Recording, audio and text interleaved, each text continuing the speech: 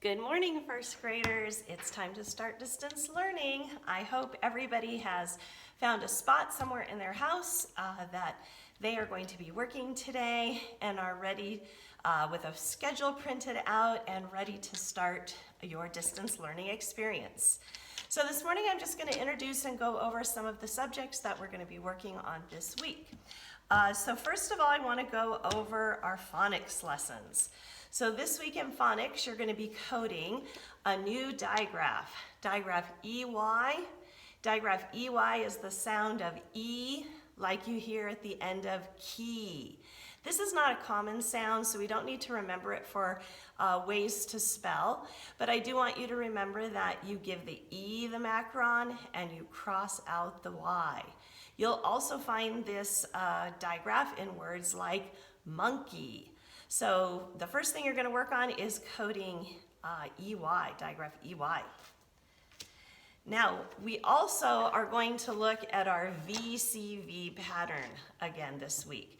Now, usually when we've coded a VCV pattern, we have divided the word after the first vowel, the first V, because the vowel's been long.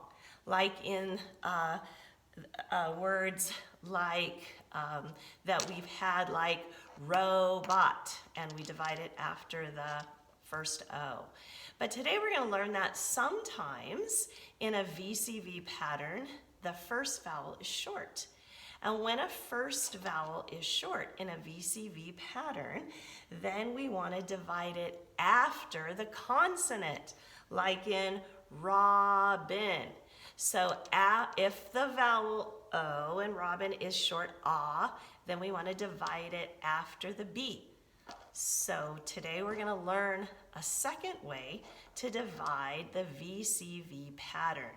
First, always try your long vowel like in baby and divide it after the first vowel. But if that doesn't work, then look at our new one that we practiced today. If the first vowel is short, like in robin, then we're going to divide it after our B. Have fun with that. Oh, and we get to one of our favorite digraphs, digraph PH. We've been waiting to code and read this one.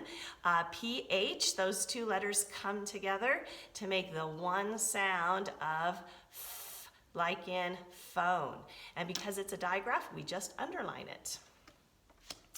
And finally, we're going to talk about a consonant that we have known the hard sound of, and that's G, that says G, but sometimes G says a soft sound. And the soft sound of G is J, like you hear in giraffe. So today, this week, we also want to practice the soft sound of G, J, like in giraffe. Remember, if you're coding the soft sound, the letter gets a dot. Can you see that dot on G? Very good. Now, I want to remind you that when you are doing your phonics lessons, of course, you're not going to do any spelling sounds with me, so you can just cross out that first section and the words. But always look at your way to code and practice coding the words. The first part will follow the rule of the day, and the second part is coding you should already know. And then make sure that you do your story or your writing sentences on the back. Also, you have a new spelling list this week, and we have 12 spelling words in lesson 19. So today you should be practicing your words, writing your words, practicing your 4 spelling sentences, and then this week you can practice any way you would like your spelling words. You're at home now, so if you want to type them out on your computer or write them all in marker or even draw them in the dirt outside in your backyard, any way that you want to practice your spelling words this week, and then by next Tuesday you should be ready to take your spelling test. All right, let's go on to reading. This week in reading, our story is about butterflies and the life cycle of butterflies.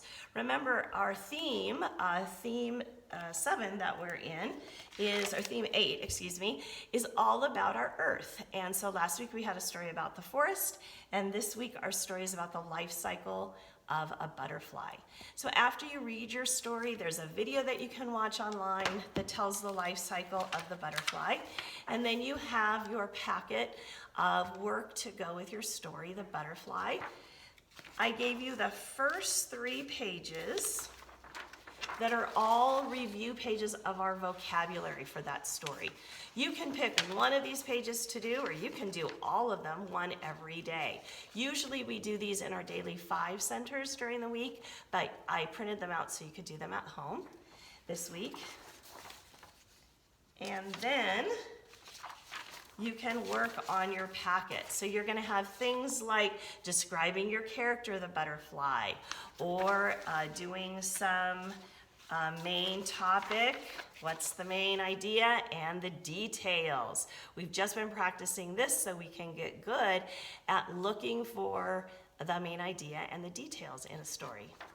And then finally, you have your favorite thing that you can work on, which is your story sequencing at the end. All right, and then let's go over math for this week. So we finished our unit in coins, but I don't want you to forget how to count coins. So I did include your coin counter game, and just practice counting coins at home. Ask mom and dad if they'll get out some change for you and put it out on a table and see if you can count it, or play your coin counter game. But we're moving on to graphing. Now we've done graphing in math before, and so we're gonna look at different kinds of graphs. The first kind of graph we're gonna look at today is the T-graph, and we've talked about the T-graph today, and this week you're going to have several different T-graphs. So our first one is gonna be the penny graph, where you get to flip heads or tails, how fun, and then graph your results. Now tomorrow you're going to have a teddy graph. It's the same kind of a T-graph, but you're going to do something different. If you were in class, I would be giving you the red and the blue teddy bears to use. But I'm pretty sure none of you have red and blue teddy bears at your house, or if you do, use them. But you can use any things that are 2 different colors. They like you to find 15 red and 15 blue of something that you can randomly put in a bag and pull out to graph your results. I suggest getting 15 blue Legos and 15 red Legos, putting them in a bag or even your sock and pulling them out and graphing your results on your graph. And then we have another T-chart, and we're going to be graphing our warm months and our cool months using our months of the year. And then finally we have a number graph. This is our last T-graph, and I've included some number cards that you can print out if you would like to for your number graph. They're on the website, or you can just write out your own cards. But they like you to put some random numbers in a bag. So I think 1, 2, 3, 4, 5, 6, 7, 8. Let's see. I think there's 15, maybe 20 to 30 numbers in a bag, and then randomly draw them out, and you're gonna graph if it's more than 50 or less than 50. So you can use the numbers that I have on the website, or you can make up your own number cards. That's up to you. So have fun with math. I've also given you a book you've probably never seen before. This is your math review book. It's just something extra. If you need some extra practice in math, it's review of everything in first grade that we've been working on or will be working on this year. It's just for extra practice. And then I've also included websites or other things that you can do for math too. I'm looking forward to checking in with you for a video every week, and I love and miss all of you, and I just grant God's blessings on all of you this week, and know that I love you and I'm praying for you. And if you have any questions, just email me. I'll see you next Wednesday. Bye, everybody.